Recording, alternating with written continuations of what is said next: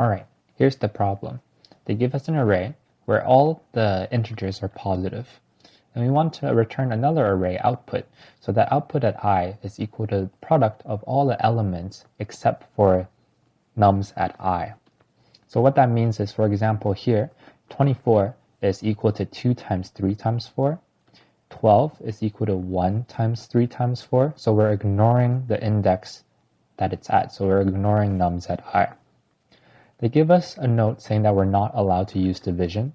So that rules out the solution where we just get the multiplication of all of these, and then we just divide by 1 here, divide by 2 here, divide by 3, and so on. And they tell us we have to do it in O of n. Okay, but they do give us a hint. They give us this constraint, and they talk about prefix or suffix of the array. So let's see how that plays into it. So let's try an example. We'll have 2, 3, 4, 5 instead. And in our output, let's see what kind of multiplication we're going to be doing. So for the first element, we don't want to use 2. So we're allowed to use everything other than 2. So we have 3, 4, 5. 3 times 4 times 5. Now for this one, we don't want to use 3. So we have 2, 4, 5. 2, 3, 5. And finally, 2, 3, 4. Now, something that we can notice here is that we seem to be having two sorts of trends. So one, where the trend is going up. So for example, here we have 1 element, 2 element, 3 element, and then another one that seems to be falling down. So we have 1 here, 2 here, and then 3 here. And the product is the sum of these two walking ladders. So we have the green going from nothing to 3 this way, and then we have the orange going from nothing to 3 this way. And then the product between the two of them gives us our output. So for now, let's not worry that they have the extra follow-up that says, can you solve it in constant space complexity? We'll just try and solve it and make sure that it works first. Okay, so it seems like we need some sort of prefix going this way and suffix going that way. Let's try coding it out. So let's have our prefix have the same length, and we'll read each integer. So int I equals 0. Okay, so now we want our prefix. Well, first, prefix at 0 is going to be equal to 1, because at 0, we don't have a prefix. So if we multiply anything by 1, it'll still be itself. So we'll initialize it to 1. And because of that, let's have some sort of guard here. If nums.length is less than or equal to 1, I guess they don't really tell us what we need to return, but I think 1 sounds good as return if your input doesn't make sense. Okay, so now we have our prefix at 0 equals 1. And then what we want is for every subsequent element, so we're starting at 1 now because we already did 0 here, prefix at I is going to be equal to whatever it was before, so prefix at I minus 1 times nums at I minus 1. So that gives us the picture we have here. So when we're here, we have that, let's see, we have I equals 0 here, I equals 1, and then we have that prefix was equal to 1 here, and when we're here, we do 1 times 2. And 2 we got from here, which also has I equals 0, 1, 2, 3. So we're basically multiplying the previous prefix times the previous number. So what do we do when we're here? We do whatever is here, so 1 times 2 times 3. And 3 is the previous one here as well. So it's always nums at I minus 1 times nums at the previous prefix. Okay, so that looks good to me. And now let's have a suffix. It'll look very similar. Suffix at nums.length minus 1. So we're starting from reverse now. That'll equal 1. And then for int I equals nums.length minus 2, I greater than equal to 0. We're going to have suffix at I equal to suffix at nums.length. Oh, not nums.length. I plus 1. And then we'll multiply it by nums I plus 1.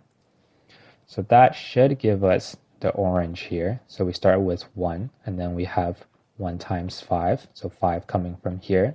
And then here we have 1 times 5 times 4, where 4 comes from here. Okay, and now finally, we have our answer. So int answer, and we'll loop through it. And then answer at I is going to be equal to prefix at I times suffix at I.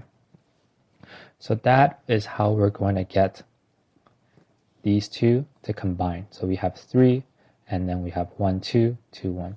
And because we let our prefix be 1 in the beginning, so there's always an implicit 1 times anything is still equal to this. So we're safe. Okay, so that should give us the answer. And then we'll just try submitting it. If it works, we're going to dig into the second part, the follow-up. Can we solve it with constant space complexity? Okay, so let's see if this works. And you can see it's not constant space complexity right now because we create an array of the size of the input.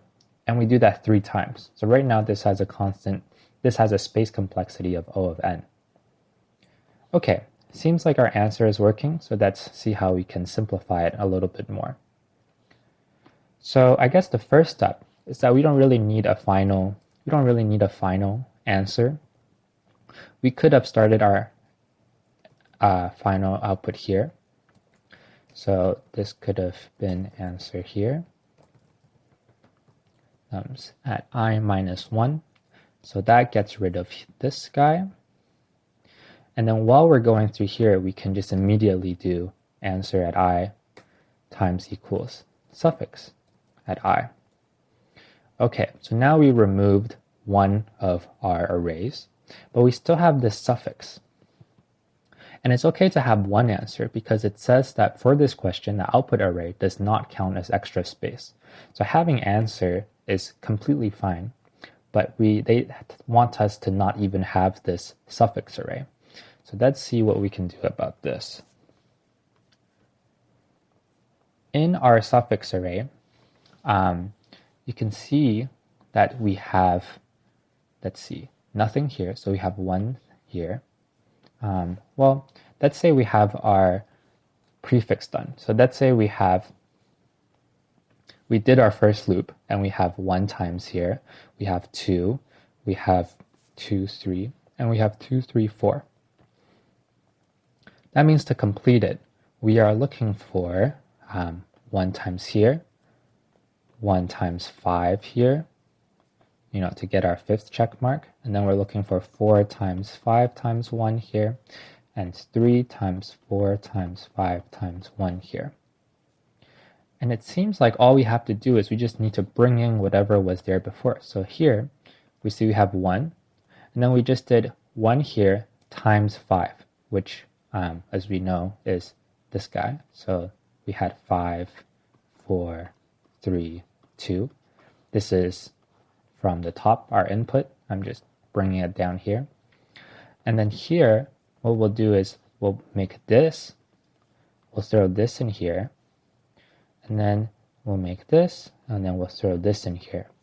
So really, we don't need a full suffix array. We just need to know the previous suffix. So if we know the previous one, we can put it in here. And then with our new suffix, we can put it in here. And then with our new suffix, we can put it in here. So instead of a suffix array, all we need is the running suffix. So let's have our suffix. We'll set it equal to 1 like we did here. And suffix is going to be equal to whatever it was before times nums at I plus 1. So we no longer need to keep an array. And that makes sense because at every point, our answer at I only depends on suffix at I, and our suffix at I only depends on the previous suffix, so the suffix that came before it as we're incrementing downwards. So we never need to know the full suffix array. So we'll have that, and here we'll make it times suffix instead. Okay, so now we got rid of all our arrays except for our answer, and let's make sure that it still compiles. Cool. We'll submit it, and then for the very end, we'll go over the runtime complexity. All right, it's accepted. So with the runtime complexity, you can see here that here we have a loop, and this loop goes through all of our input. So we have O of n here. And then here we have a reverse loop that goes from the end of the input to the beginning. So that's also O of n. So that means together we have O of n plus O of n, or in other words, O of n plus n. But then because in big O we ignore the constants, this is really still O of n. All right, that's the end of today, and I'll see you on the next one.